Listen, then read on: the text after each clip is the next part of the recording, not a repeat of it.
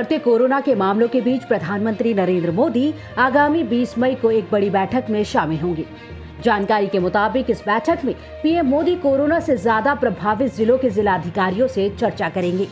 ये पहली बार होगा जब पीएम सीधे तौर पर राज्यों के जिलाधिकारियों से चर्चा करेंगे। बताया जा रहा है कि ये वो जिले हैं जहां कोरोना के सबसे ज्यादा मामले हैं। बैठक के पहले दौर में 20 मई को उत्तर प्रदेश, पश्चिम बंगाल, छत्तीसगढ़, पुडुचेरी, राजस्थान, महाराष्ट्र, झारखंड, उड़ीसा, केरल और हरियाणा के जिलाधिकारी शामिल होंगे। इसके बाद आगे भी बाकी बचे जिलाधिकारियों से पीएम की बातचीत होगी। बताया जा रहा है कि बैठक में जिलों में कोरोना के हालात की चर्चा होगी, साथ ही वैक्सीन के प्रोसेस को आगे बढ़ाने पर भी चर्चा की जाएगी। इससे पहले देश में कोरोना महामारी के विकराल संकट और लड़खड़ाती स्वास्थ्य व्यवस्थाओं के बीच लगभग सभी बड़ी विपक्षी पार्टियों ने प्रधानमंत्री के नाम एक ओपन लेटर लिखा। प्रधानमंत्री नरेंद्र मोदी के लिए एक खुला पत्र 12 प्रमुख विपक्षी पार्टियों ने लिखा। इस लेटर में विपक्ष ने free vaccination, Central Vista programme को बंद कर उसका पैसा स्वास्थ्य सुविधाओं पर लगाने, बेरोजगारों के लिए 6,000 रुपए प्रति माह देने और कृषि कानूनों को रद्द करने जैसी 9 मांगे की हैं। देश की राजधानी में लॉकडाउन का पॉजिटिव असर दिखाई दे रहा है। कोरोना संक्रमण फैलने की रफ्तार पहले की तुलना में कम हुई है। अस्पतालों में ऑक्सीजन बेड की कमी नहीं है। यहाँ तक कि दिल्ली सरकार ने केंद्र सरकार को दिल्ली के कोटा से अतिरिक्त ऑक्सीजन दूसरे राज्यों को देने के लिए कहा है। लेकिन दिल्ली में वैक्सीन की कमी अभी भी है। कोवैक्सीन का भंडार खत्म होने के बाद दिल्ली में करीब 100 टीकाकरण केंद्रों को बंद कर दिया गया है। दिल्ली के उप मुख्यमंत्री मनीष सिसोदिया ने कहा, दिल्ली में पॉजिटिविटी दर घटकर 14% हो गई है। कोरोना के नए मामले घटकर 10,400 हो गए। मामले कम होने से अस्पतालों में बेड भी खाली हुए हैं।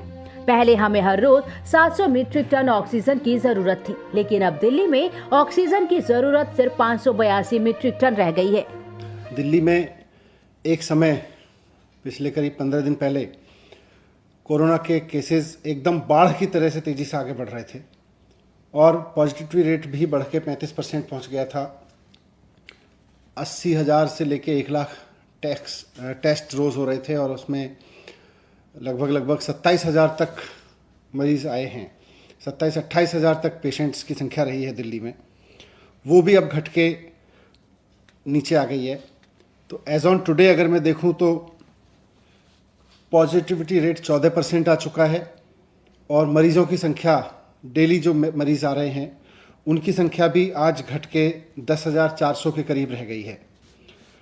तो केसेस तेजी से कम हुए हैं। दिल्ली में बेड ऑक्यूपेंसी और मौजूदा केसेस को देखते हुए, मौजूदा एडमिटेड पेशेंट्स को देखते हुए दिल्ली में ऑक्सीजन की ज़रूरत अब 582 मीट्रिक टन रह गई है।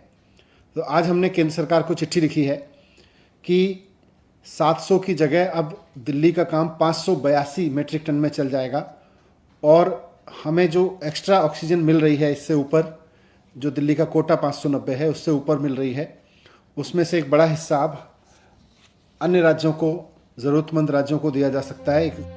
वहीं दिल्ली के मुख्यमंत्री अरविंद केजरीवाल ने कोविड के टीकों की कमी को लेकर ट्वीट किया है और कहा है कि कोविड के टीकों के लिए राज्यों के अंतर्राष्ट्रीय बाजार में एक दूसरे से झगड़ने और प्रतियोगिता करने से भारत की छवि खराब होती है। उन्होंने दिल्ली और कई अन्य राज्यों में टीकों की खुराक की कमी को लेकर कहा कि केंद्र को राज्यों की तरफ से टीकों की खरीद करनी चाहिए।